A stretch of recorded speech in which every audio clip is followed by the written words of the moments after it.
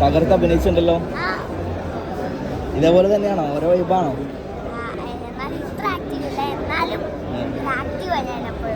ആസിഫിക്കായിട്ട് ഭയങ്കര കൂട്ടായിരുന്നോ? ആണോ? ഇനിയും ചെയ്യണോ ആസിഫിക്കായിട്ട് സിനിമ? ആഗ്രഹിക്കണ്ടോ? അടിപൊളി.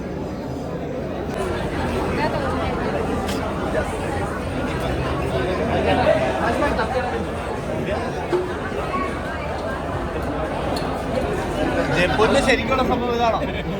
അല്ലതേ കണ്ടില്ല.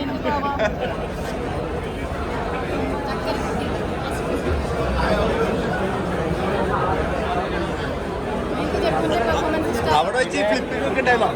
അവിടെ ഷൂട്ടിങ്ങിന്റെ സമയത്ത് ഫ്ലിപ്പൊക്കെ ഉണ്ടായിരുന്നോ? സമയമില്ല, ഡയലോഗൊക്കെ പഠിക്കണ്ടേ.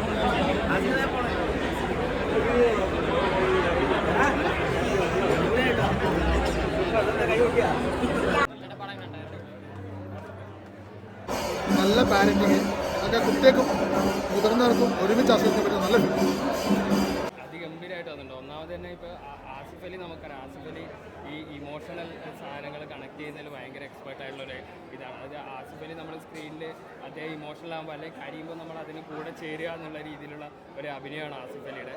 അത് ഈ സിനിമയിൽ ഉടനീളമുണ്ട്. അതുപോലെ തന്നെ ഓർഹൻ എന്ന് പറയുന്ന ഈ ആദ്യമായിട്ട് സിനിമയിൽ വരുന്ന ഈ താരം, അദ്ദേഹം ആസിഫ് അലിയുടെ കൂടെ തന്നെ ആ കുട്ടി, ഒന്നാമത് തന്നെ ആസിഫ് അലിയുടെ ഇമോഷൻ തന്നെ നല്ല സ്ട്രോങ് ആയിട്ട് പോകുമ്പോൾ ആ കുട്ടിയുടെ ഇമോഷനും അവരെ തമ്മിലുള്ള റിലേഷൻ അതിഗംഭീരമായിട്ട് സിനിമയിൽ വന്നിട്ടുണ്ട്.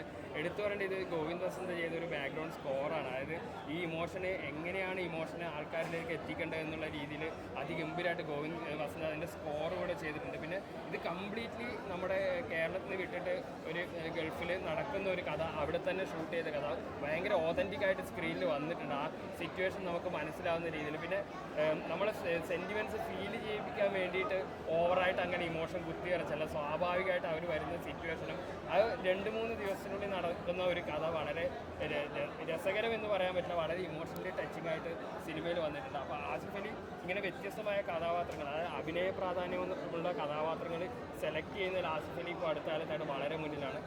അക്കൂട്ടത്തിൽ ചേർത്ത് വെക്കേണ്ട ഒരു റോളാണ് സർക്കിട്ടിലെ ഈ റോളും ഗംഭീരമായിട്ട് വന്നിട്ടുണ്ട്. അപ്പോൾ ആസിഫ് അലി ഇഷ്ടപ്പെടുന്നവർക്കും അദ്ദേഹത്തിൻ്റെ ഫാമിലി മൂവി ഇഷ്ടപ്പെടുന്നവർക്കും തീർച്ചയായും കണ്ടിരിക്കേണ്ട ഒരു മൂവിയാണ്.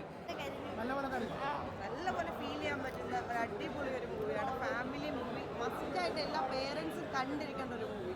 അതായത് ഇപ്പോൾ നമുക്ക് കുട്ടികളുടെ കൂടെ സമയം സ്പെൻഡ് ചെയ്യാനുള്ള അങ്ങനെയുള്ള പേരൻറ്റിങ്ങിൻ്റെ കുറേയധികം പ്രശ്നങ്ങൾ സംസാരിക്കുന്ന നല്ലൊരു മൂവിയാണ്. എല്ലാവർക്കും റിലേറ്റ് ചെയ്യാൻ പറ്റും. തിയേറ്ററിൽ തന്നെ പോയി കാണുന്ന ഒരു പടമാണ്.